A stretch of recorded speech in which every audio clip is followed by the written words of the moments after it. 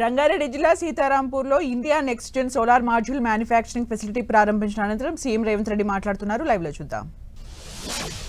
The road is going to come around 360 kilometers round of the Telangana.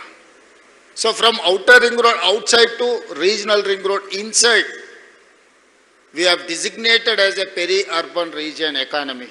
It is called PURE. PURE meant for manufacturing zone. That manufacturing is happening in this place. The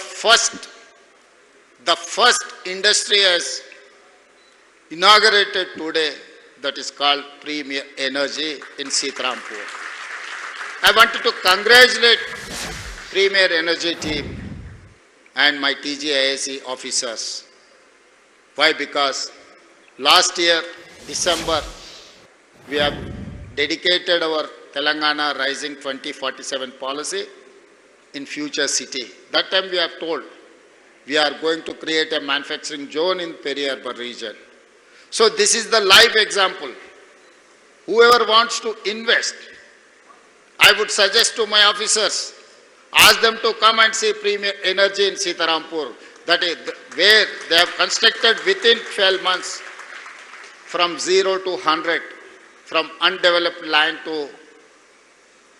manufacturing of solar batteries.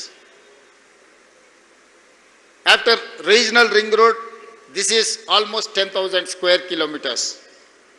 After regional ring road, we have Telangana rural. It is called rural agri region economy.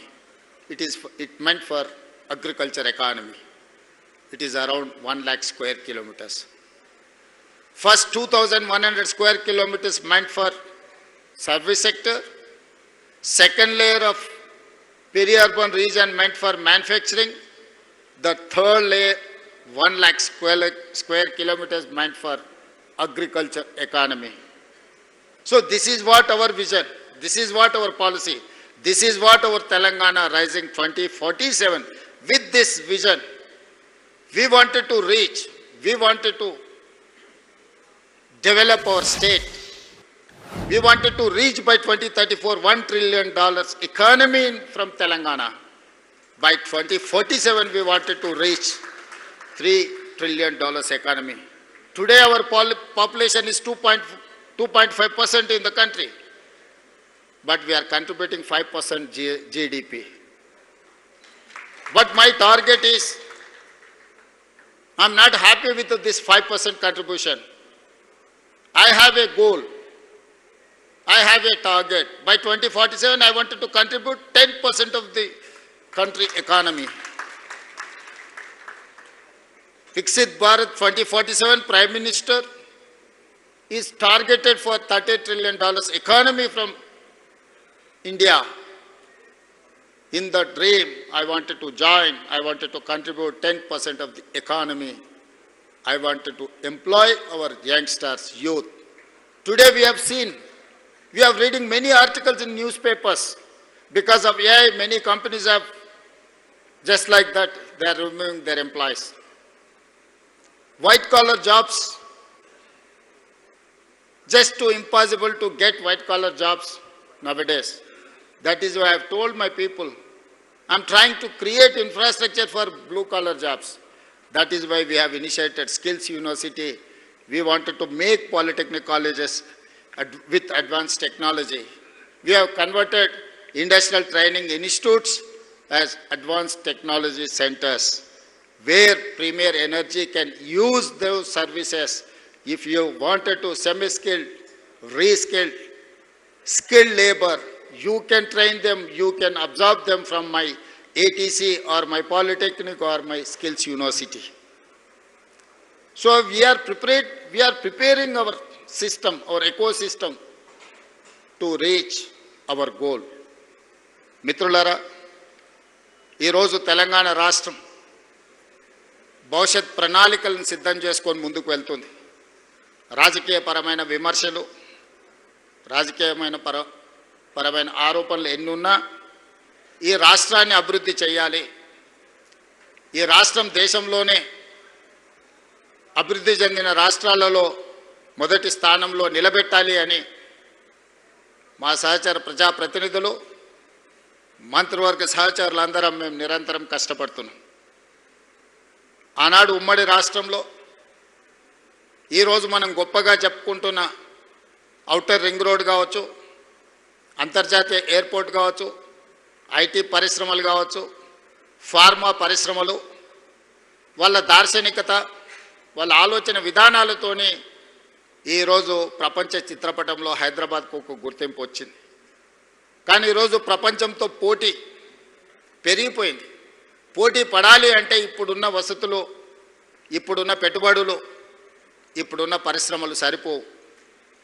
ప్రతి సంవత్సరం 1,10,000 మంది engineering graduates Telangana నుంచి engineering పట్టాలు తీసుకొని బయటకు వస్తుంటే అందులో 10-20% కూడా లోకల్ ఎంప్లాయ్మెంట్ మనం క్రియేట్ చేయలేకపోతున్నాం.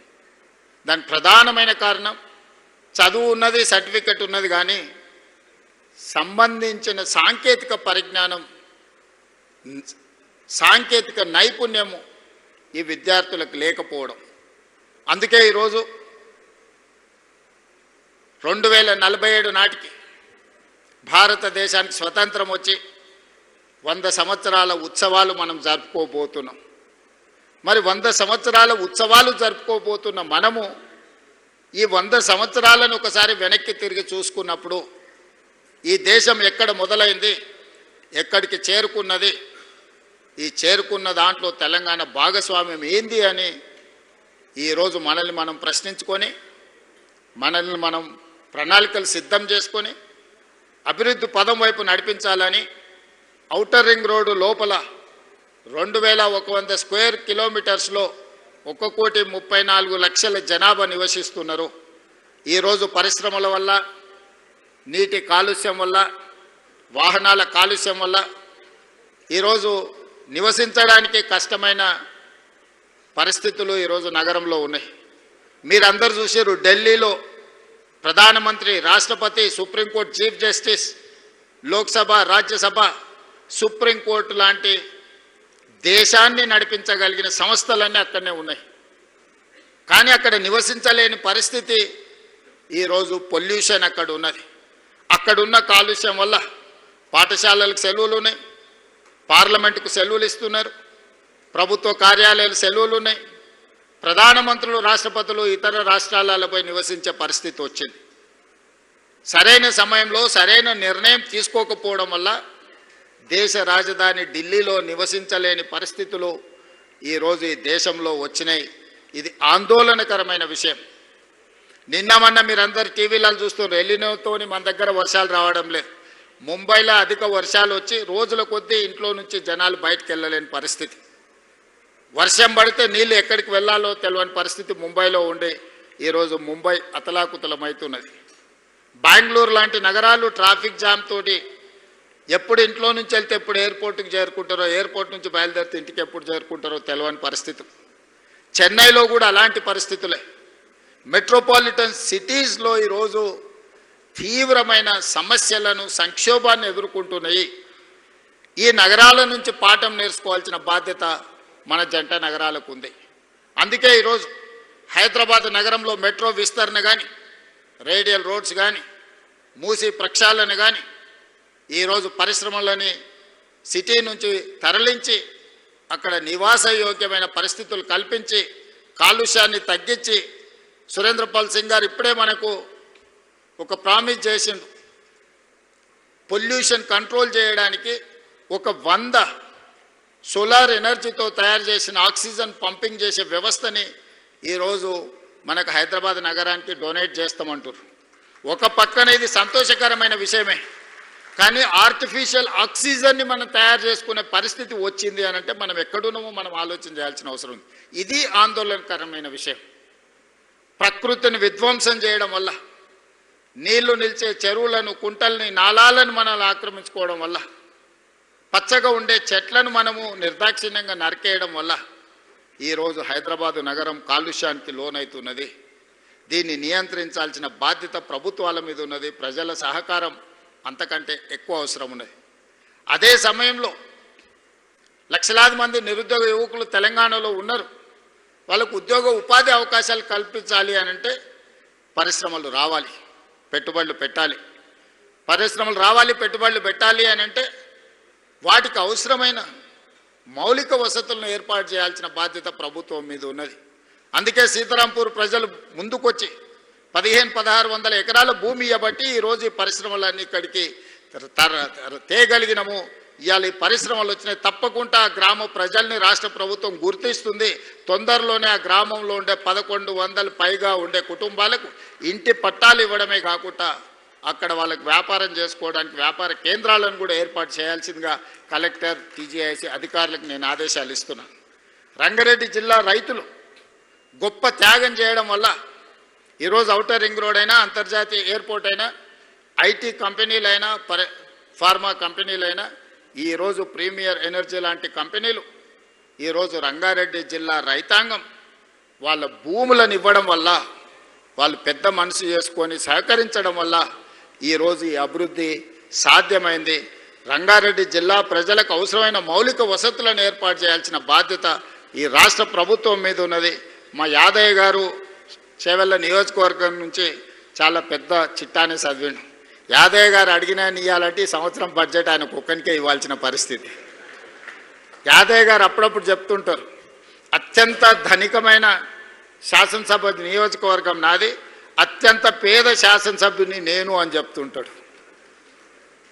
అందుకే ఈరోజు తప్పకుండా చేవెళ్ళ శాసనసభ నియోజకవర్గ అభివృద్ధి కోసం రాష్ట్ర ప్రభుత్వం తరఫున ప్రత్యేకంగా నిధులు మంజూరు చేసి ఇక్కడ అవసరమైన రోడ్లు కానీ, తాగునీటి వసతులు కానీ, మున్సిపాలిటీలో ఇన్ఫ్రాస్ట్రక్చర్ డెవలప్మెంట్కి ప్రభుత్వం ప్రత్యేకంగా సహకరిస్తుంది. ఈరోజు రాష్ట్ర ప్రభుత్వం radial road 2, radial road 1 Kongara Kalan నుంచి ఆమంగల్ వరకు ఆల్మోస్ట్ 52 కిలోమీటర్స్ పనులు వేగంగా జరుగుతున్నాయి. 100 మీటర్స్ బెడ్ విడ్త్ రోడ్డు. రెండవ రోడ్డు బుద్వేల్ నుంచి కొడంగల్ వరకు భూసేకరణ జరుగుతుంది. నేను రంగారెడ్డి జిల్లా కలెక్టర్ అండ్ వికారాబాద్ కలెక్టర్కి సూచన చేస్తున్న తక్షణమే ఆ రోడ్డుకు సంబంధించిన భూసేకరణ, భూమి వెళ్ళే రైతులకు, కోల్పోతున్న రైతులకు లిబరల్గా నష్టపరిహారం ఇచ్చి ఆ రోడ్డు తక్షణమే, ఈరోజు మనము జూలై 26లో ఉన్నాం, జూలై 28 వరకు బుద్వేల్ నుంచి డైరెక్ట్గా కొడంగల్ వరకు 100 మీటర్స్ రోడ్, ఆ రోడ్ వేస్తే సీతారాంపూర్ 36 కిలోమీటర్లు అవుతుంది ఎయిర్పోర్ట్ నుంచి ఇక్కడికి. ఒక అద్భుతమైన రోడ్డును, ఒక కనెక్టివిటీని వేయడం ద్వారా ఈ ప్రాంతంలో పెట్టుబడులు తీసుకొచ్చి ఈ ప్రాంత నిరుద్యోగ యువతకు ఉద్యోగ ఉపాధి అవకాశాలు కల్పించడానికి అవసరమైన పనులన్నీ చేయాలి. అందుకే ఈరోజు ఎన్నికలు వచ్చినప్పుడు రాజకీయాలు చేద్దాం. ప్రతిపక్షాలకు నేను సూచన చేస్తున్నా, మమ్మల్ని కొంతకాలం పని చేయనియండి. ప్రతిరోజు మీ బాధ, మీ దుఃఖం, మీ అధికారం కోల్పోయిన అసహనం అంతా, మీ కడుపులో ఉన్న విషాన్నంతా ప్రజల మీద, మా ప్రభుత్వం మీద కక్కకండి. ప్రజలు 5 సంవత్సరాల కోసం అధికారం ఇచ్చిండ్రు, తీర్పు ఇచ్చిండ్రు. ఆఖరి 6 నెలలు ఏ రాజకీయాలు కావాలన్నా చేద్దాం. ఆ రోజు మేం చేసింది ఏంది, మీరు చేసింది ఏంది, లేదా ఈ 2.5 సంవత్సరాలలో 30 నెలల్లో ఎడ్యుకేషన్, హెల్త్, ఎకానమీ, వీటన్నిటి మీద రీసెంట్గా government of India agencies have given their reports. I'm not quoting anything, just I'm quoting their reports. They have given in education. In 2023, our rank was 36th place, last. Today, we have reached 18th rank. After some time, I wanted to reach 1, 2, 3. Medical and health, infrastructure, livable city. While war was going on, India versus Pakistan, Operation Sindoor was going on, I have organized Miss World competitions in Hyderabad. How safe Hyderabad is, that is the one example I wanted to showcase myself. అత్యంత ప్రశాంతమైన శాంతి భద్రతలు ఉన్నప్పుడే పెట్టుబడులు వస్తాయి. పెట్టుబడులు వచ్చినప్పుడే ఉద్యోగ ఉపాధి అవకాశాలు వస్తాయి. వైట్ కాలర్ జాబ్స్కి ఈరోజు కష్టమైన పరిస్థితులు ఉన్నాయి. ఇప్పుడు బ్లూ కాలర్ జాబ్, ఎవరికైతే స్కిల్ ఉంటుందో వాళ్ళకు ఉద్యోగం ఉంటుంది, వాళ్ళకు ఉపాధి ఉంటుంది. ఇన్ని రోజులు మనం అమెరికా వైపు చూసినాం. Now we have to shift our focus to Germany, Japan, South Korea. We have to compete with China. China, South Korea is our role models. we wanted to compete with them. We have to inspire from them, we have to compete with them. Then only India is going to reach by 2047 $30 trillion economy. I will work, I will march toward 2047. మీ అందరి సహకారం ఉండాలి. 2034 వరకు నేను నా మిత్రుడు శ్రీధర్ బాబు గారు తప్పకుండా తెలంగాణ రాష్ట్రాన్ని $1 trillion ఎకానమీకి తీసుకెళ్లే వరకు నిరంతరం కష్టపడతామని మీకు మాటిస్తూ సీతారాంపూర్ ప్రజల్ని మనస్ఫూర్తిగా మరొకసారి అభినందిస్తూ తొందరలోనే మీ టెంపుల్ ఇనాగరేషన్కి మీ ఊరికే వస్తా, మీ అందరిని కలుస్తా. మీకు చేయగలిగిన రాష్ట్ర ప్రభుత్వం వైపు నుంచి మీకు తప్పకుండా సంపూర్ణమైన మద్దతునిస్తా అని తెలియజేస్తూ మీ అందరి దగ్గర సెలవు తీసుకుంటున్నా. ధన్యవాదాలు మిత్రులారా.